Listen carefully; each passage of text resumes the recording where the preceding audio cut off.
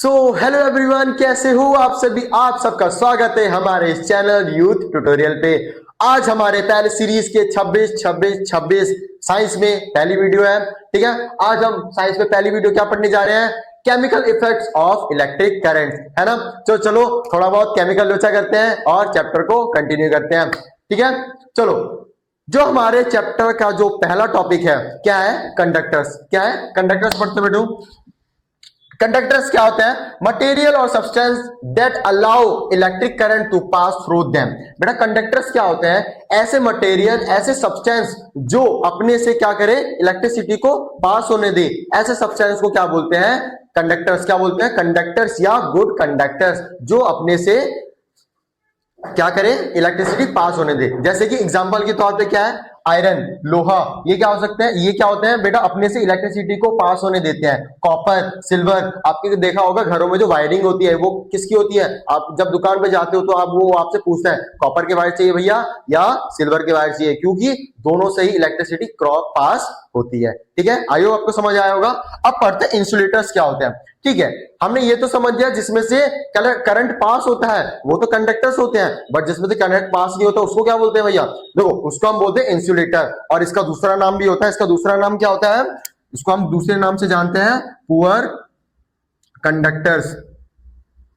Poor conductors, हम इसको insulator भी बोलते हैं और पुअर कंडक्टर्स भी बोलते हैं। क्यों बोलते हैं? क्योंकि इनमें से इलेक्ट्रिसिटी पास होने नहीं देती है। डेफिनेशन क्या बोल रहे हैं जानते हैं? मटेरियल्स और substance that does not allow, वो अलाउ नहीं करते हैं, इलेक्ट्रिसिटी पास होने नहीं देते अपने से। ठीक है, एग्जाम्पल के तौर पे रबर हो गया, वुड हो गया, प्लास्टिक होगा, ये सारे जो सब्सटेंस है वो अपने से इलेक्ट्रिसिटी पास होने नहीं देते हैं। आपने देखा होगा आपके घरों में जो बिजली वाला आता है काम करने, या तो वो रबर के ग्लव्स पहनता है या तो चप्पल पहन के काम करता है ना। तो क्या होता है? उससे उससे उसके शरीर पे अर्थिंग नहीं जाती है। ठीक है, जिससे उसके शरीर पे बिजली नहीं लगती है। ठीक है, आई होप आपको कंडक्टर और इंसुलेटर दोनों के बारे में समझ आ गया होगा। अब नेक्स्ट टॉपिक पे चलते हैं। इलेक्ट्रिक करंट क्या होता है ना। कंडक्टर्स के बारे में पढ़ लिए, अब पढ़ते हैं इलेक्ट्रिक करंट क्या होते हैं। The flow of electric charge through a conductors is called electric current, है ना। बेटा जो कंडक्टर से जो बिजली क्रॉस होती है ना, बिजली जो जा रही होती है, उसी को हम क्या बोलते हैं? Electric current. क्या बोलते हैं? Electric current. एक्चुअल वो इलेक्ट्रिक करंट नहीं होता, उसके अंदर से बिजली से क्या होता है? बिजली के दम पे वो इलेक्ट्रॉन्स जा रहे होते हैं। क्या जा रहे होते हैं? इलेक्ट्रॉन्स जा रहे होते हैं। ठीक है, इलेक्ट्रिक करंट समझ आ गया। अब पढ़ते हैं एक और topic. Substance which when are dissolved in water act a conductor are called electrolytes। बेटा देखो, अभी इस चैप्टर में ये जो इलेक्ट्रोलाइट की डेफिनेशन दे रखी है बहुत छोटे फॉर्म में दे रखी है, आपको समझा देता हूं। इसको अगले आने वाले टॉपिक्स में इसको अच्छे तरीके से पढ़ेंगे, क्योंकि बहुत इंपॉर्टेंट टॉपिक है इस चैप्टर का। ठीक है, इलेक्ट्रोलाइट्स के बारे में समझा देता हूं। बेटा देखो, ऐसे लिक्विड्स जो अपने से इलेक्ट्रिक करंट को पास होने दे, उसी सॉल्यूशन को बोलते हैं हम लोग इलेक्ट्रोलाइट्स। क्या बोलते हैं? इलेक्ट्रोलाइट्स, है ना। इसको आने वाले टॉपिक्स में अच्छी तरीके से पढ़ेंगे। तो आओ बच्चों, अब समझते हैं नेक्स्ट टॉपिक के बारे में, है ना। क्या है हमारा नेक्स्ट टॉपिक? Conducting liquids. क्या होते हैं कंडक्टिंग लिक्विड्स, है ना। देखो यहां पे आपको दो डायग्राम शो हो रहे होंगे। ठीक है, दोनों में आपको दोनों सर्किट तो कंप्लीट दिख रहे होंगे, लेकिन एक फर्स्ट डायग्राम में आपको बल्ब जलता हुआ दिख रहा है और सेकंड में आपको बल्ब जलता हुआ नहीं दिख रहा है। क्यों नहीं दिख रहा? क्योंकि हमारा जो बीकर है, फर्स्ट डायग्राम का जो बीकर है, उसमें हमारा क्या है? टैप वाटर है, इसीलिए हमारा। और दूसरे में क्या है? हमारा डिस्टिल्ड वाटर है। ठीक है, टैप वाटर में क्यों हमारा बल्ब जल रहा है? क्योंकि बेटा टैप वाटर में क्या क्या इंक्लूड होते हैं? मॉलिक्यूल्स इंक्लूड होते हैं और सॉल्ट, थोड़े बहुत सॉल्ट डिसॉल्व होता है। ठीक है, और दूसरी चीज, डिस्टिल्ड वाटर में क्यों बल्ब ग्लो नहीं करा? क्योंकि बेटा डिस्टिल्ड वाटर जो होता है एकदम प्योर वाटर होता है, जिसमें थोड़े बहुत भी इम्प्योरिटीज नहीं होती है ना। वो पूरा एकदम प्योर वाटर होता है, इसीलिए वहां पे बल्ब नहीं ग्लो कर रहा है। ठीक है, आई वो आपको दोनों डायग्राम समझ में आ गया होगा। अब थोड़ा बहुत समझते हैं ऐसे कौन कौन से लिक्विड्स हैं जिसमें से हमारी इलेक्ट्रिसिटी पास होती है। कौन कौन से कंडक्टर्स गुड कंडक्टर्स हैं, ऐसे कौन कौन से लिक्विड्स हैं। ठीक है, समझते हैं। देखिए, जो लेमन जूस है, क्या? नींबू का रस। लेमन जूस मतलब नींबू का रस। उसमें से क्या होती है? वो हमारे गुड कंडक्टर्स है। कैसे कंडक्टर्स है? उसमें से इलेक्ट्रिसिटी पास हो सकती है। उसके बाद है विनीगर। विनीगर में पुअर कंडक्टर होता है, उसमें इलेक्ट्रिसिटी पास नहीं हो सकती। तीसरा क्या है? Tap water. टैप वाटर में इलेक्ट्रिसिटी पास हो सकती है। टैप वाटर में हमने इलेक्ट्रिसिटी पास हो रही थी, इसलिए हमारा सर्किट कंप्लीट हो रहा था। तो हमारा बल्ब ग्लो कर रहा था, है ना। तीसरी चीज, वेजिटेबल ऑयल, खाना बनाने वाला ऑयल, उसमें से हमारी इलेक्ट्रिसिटी पास नहीं हो सकती क्योंकि वो पुअर कंडक्टर होता है, ठीक है। मिल्क, दूध जो आप सुबह सुबह पीते हो, है ना, बॉडी सॉडी बनाने के लिए जो आप पीते हो, उसमें से भी इलेक्ट्रिसिटी पास हो सकती है। डिस्टिल्ड वाटर, क्या उसमें से पास हो सकती है? नहीं, क्योंकि हमारे दूसरे डायग्राम में इलेक्ट्रिसिटी पास नहीं हो रहा था। क्यों नहीं हो रहा था? क्योंकि वो एकदम प्योर वाटर होता है जिसमें इलेक्ट्रिसिटी पास नहीं हो सकती।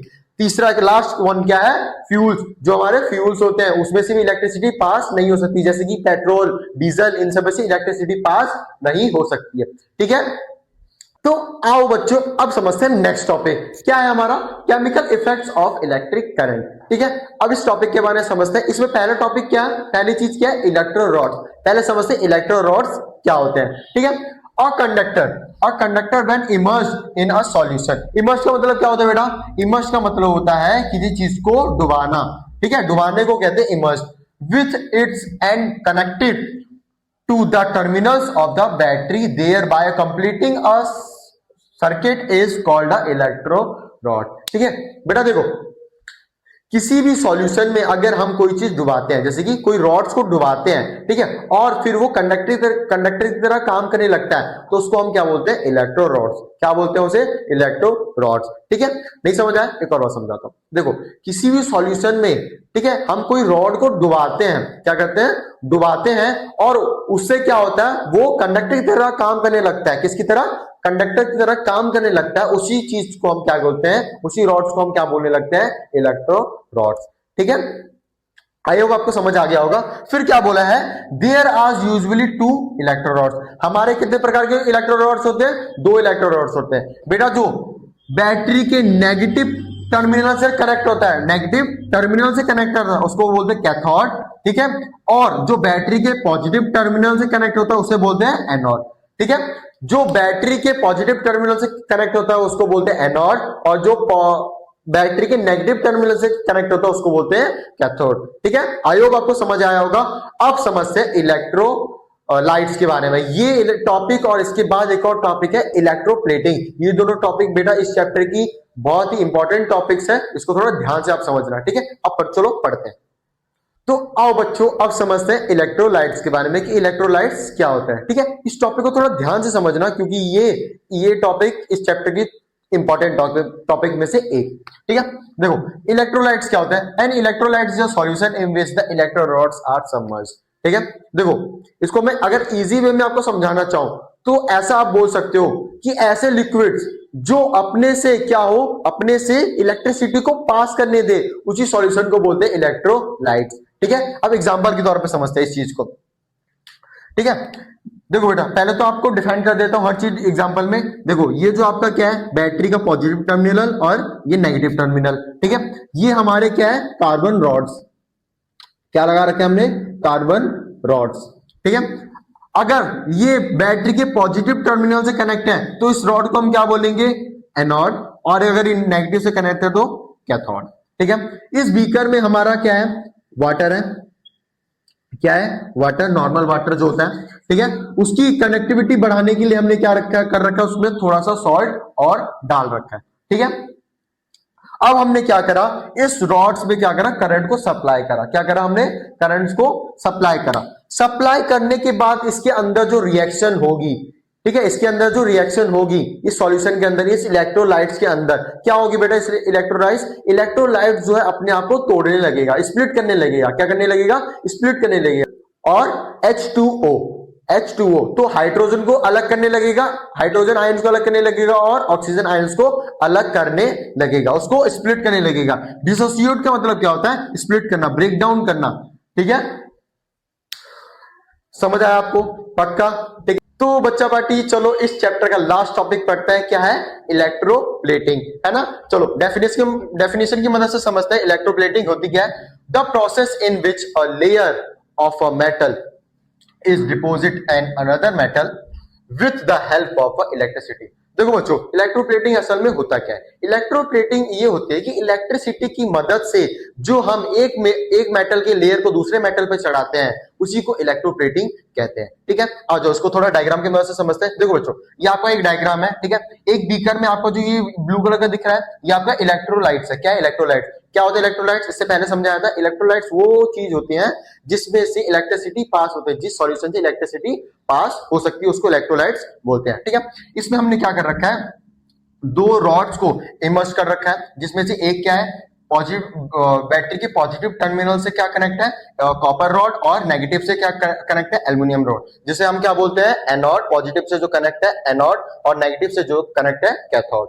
तो इसमें क्या होगा बेटा, जैसे ही हम दोनों रॉड्स को इमर्स करेंगे सॉल्यूशन में, इलेक्ट्रोलाइट के सॉल्यूशन में इमर्स करेंगे, तो क्या होता है बच्चों, जो एनोड से जो रॉड कनेक्ट होती है उसके जो मेटल्स है वो एल्यूमिनियम रॉड के मेटल्स के साथ आगे जुड़ जाएंगे। इसी चीज को कहते हैं इलेक्ट्रोप्लेटिंग। जैसे कि देखो यहाँ पे इलेक्ट्रोड्स के कौन से कलर का, ब्लैक कलर का। ठीक है, बट सॉल्यूशन में जैसे ही करंट पास हुआ, सर्किट कनेक्ट हुआ, वो उसके मेटल्स कहां पे आगे जुड़ गए, एल्यूमिनियम से आगे जुड़ गए। इसी प्रोसेस को कहते हैं इलेक्ट्रोप्लेटिंग। आपने देखा होगा, अगर एग्जांपल दूं, देखा होगा आपका जो साइकिल का जो हैंडल होता है वो एक्चुअल में मेटल का होता है, बट वो एकदम सिल्वर की तरह चमकता रहता है, उसमें भी इलेक्ट्रोप्लेटिंग होती है, इसलिए वो इतना साइन करता है। क्यों? क्योंकि जो आयरन होता है उसमें क्या हो जाता है, थोड़ा सा पानी पड़ने पे जंग खाने लगता है, रस्ट खाने लगता है, इसीलिए उसकी इलेक्ट्रोप्लेटिंग करी जाती है कि वो ज्यादा दिन तक टिक सके। ठीक है, आई होप आपको ये चैप्टर पूरा अच्छे से समझ आया होगा। अगर इसमें थोड़ा सा भी आपको डाउट हो तो मुझे कमेंट करें। ठीक है,